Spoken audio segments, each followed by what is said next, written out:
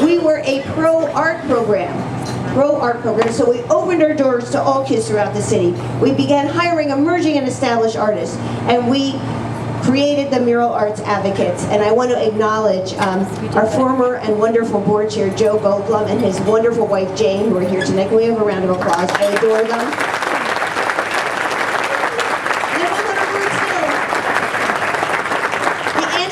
Murals were concentrated in North and West Philly, but gradually other neighborhoods across the city began requesting murals, and we did our best to respond. In 2003, under Mayor John Street, we became part of the Division of Social Services, where the visionary Estelle Richmond took us under her wing, and she made us part of the Division of Social Services, and where she believed in an integrated model of government and believed that art should be part of how big departments do business. It was extraordinary. We started working with kids who are truant and delinquent and working in prisons, working with the Department of Behavioral Health and Department of Human Services. This work brought us back to our roots with the Anti-Graffiti Network. But now, as the Mural Arts Program, we could use art in the most catalytic way. Fast forward to the last 8 years that have brought exponential growth as we partnered with city government to advance their civic agenda. We've also challenged ourselves to expand the boundaries of our practice. Over and over, we ask ourselves, what is muralism in the 21st century? It started when Mi Jin-yoon brought glowing orbs to the Schuylkill River. Mi Jin-yoon is from MIT, reviving the riverbank as a destination. In 2010, we worked with Stephen Powers to do a series of 50 murals that you can only see from the L train as you zoom through West Philadelphia, all about love. And then we worked with Berlin-based artist Katerina Grossa, who did 7 miles of color along the Amtrak corridor, which was so poetic. This past fall, in addition to doing a giant mural connected to the Pope's visit that he painted and signed, yay, we produced a major public art exhibition called Open Source, the city's biggest site-specific exhibition on public art to date. We commissioned 13 extraordinary artists for this exhibition, many of them known internationally. And why were they so eager to participate with us? Because many artists want an opportunity to make their mark on a city in a way that goes beyond mere aesthetics. It is about social impact. And they knew if they came to the Mural Arts Program, it was the right place where they could do just that. After 30 years of anti-graffiti and mural arts, our work has grown in scale and scope and complexity. Our partners have grown from a small group of neighbors to whole city departments and transit systems, to business leaders, to nonprofit agencies and cities, quite frankly, across the United States and the globe. We have expanded from merely painting on walls to seeing our work as community-based public art. We use art as a means of innovation and intervention in schools, in shelters, in prisons, in provider agencies, in family court and commercial corridors. And yet, in spite of all this growth, and it has grown, some things absolutely remain unchanged from those early days. At the heart of our work is our deep belief that art can ignite change. Change in people, in places, communities, and institutions. I witness these transformations daily. And what do they look like? Some years back, we started the Porch Light program. Porch Light program is an intervention. It is a program that uses art to overcome the stigma of mental health issues and connects people back to themselves and their community and their family. When we worked at a methadone clinic at 4th and Berks, we took over the basement, turned it into an artist studio, and 1,200 people in recovery worked on this glorious mural. And when I would make site visits, people would follow me to my car and say, I no longer feel like an addict. I feel like an artist. And that has extraordinary power. We also work with people who have come to this country. People from Burma, Bhutan, and Nepal. People from Cambodia. People who leave war-torn countries and come to Philadelphia. People who have experienced great trauma in their lives. And now we have a hub-based practice where we take over empty storefronts. And in 8th and Snyder, we have a storefront. It was empty and filled with trash. We're like, let's just change it. Let's turn it into a center. And there we offer everything from ESL to social services to cooking, sewing, dance, painting, mural making. the sky is the limit. We've tapped into a community of women who are extraordinary weavers and just got a grant from the NEA to support their efforts. And artist Shira Walensky, who helped design this program, is doing beautiful murals all about their traditions. In our schools, we're doing more than ever because you know what? Every young person in the city of Philadelphia deserves to have art in their life, and that should be non-negotiable. Through partnerships with public schools and charter schools, we offer after-school programs, go during the summer, and now we work during the school day to integrate math and science with art. We serve about 1,200 young people every year. 100% of the kids in our advanced programs graduate from high school, yay! And 85% are moving on to higher education. I love that. And this is project-based learning. We want to equip our students with learnings and skills because we want them to know they're going to be the next generation of thought leaders.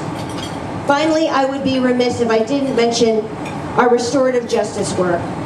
We work at Graterford Prison, we work in the Philadelphia prisons, and we have this incredible program, and I want to acknowledge Robin Buseman, who leads our restorative justice program, and everybody in the field, Juwan Williams, everybody, so could you stand up?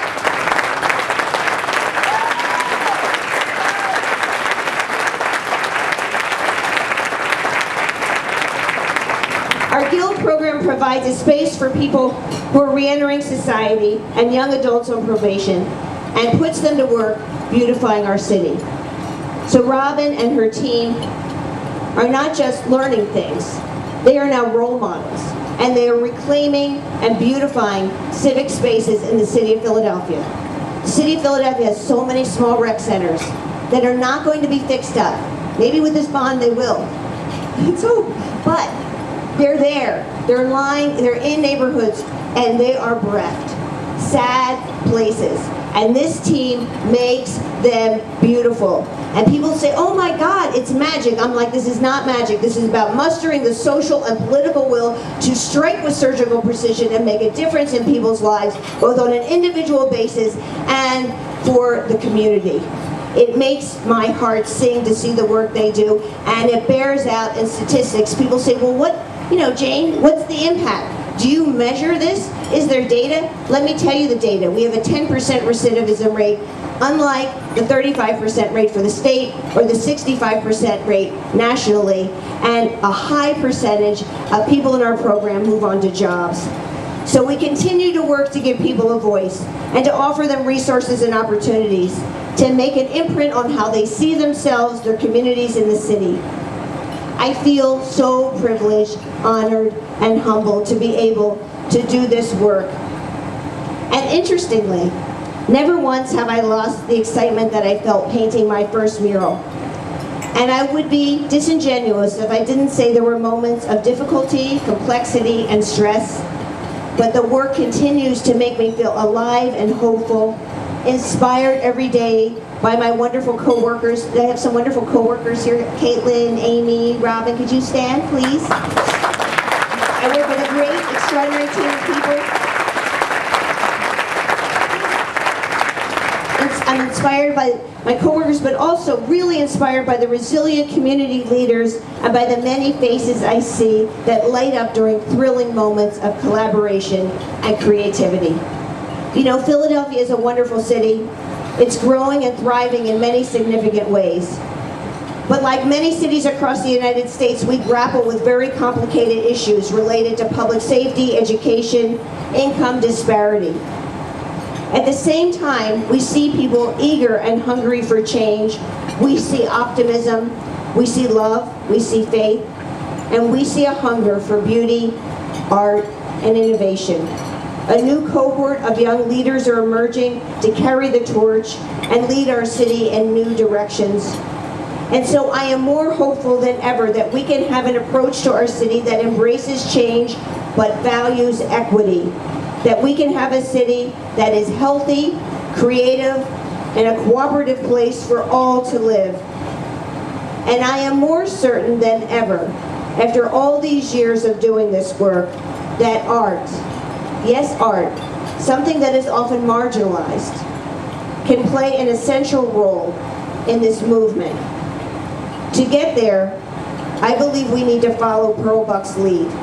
We need to be bold and fearless and determined. We need to have respect for our diversity, but we need to lift up our commonality. Because as she knew all too well, the search for social justice goes on. In closing, I'd like to share a quote from the poet Adrienne Rich. What would it mean to live in a city whose people were changing each other's despair into hope? And Adrienne Rich answers. She says, you yourself must change it. And she is right. I believe this is both the challenge and the opportunity of our times, to change each other's despair into hope. And I believe that each of us has the responsibility and the capacity, just like Pearl Buck, to respond and to remain as ever undaunted in that response. Thank you.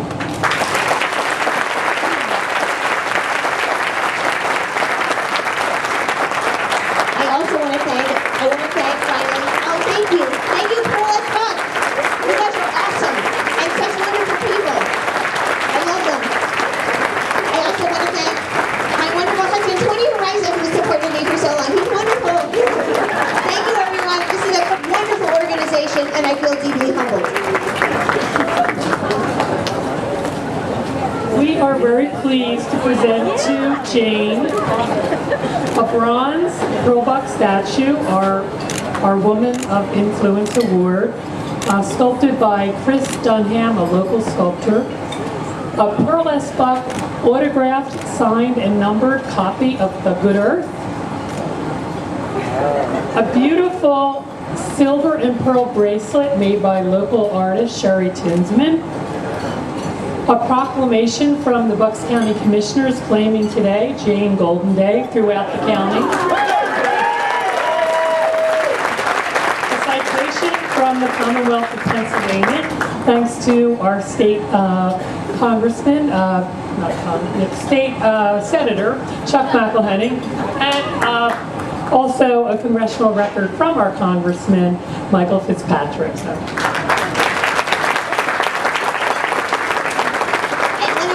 Another thank you. I just want to thank the wonderful Lomax family. I know they're here and I love them. Thank you.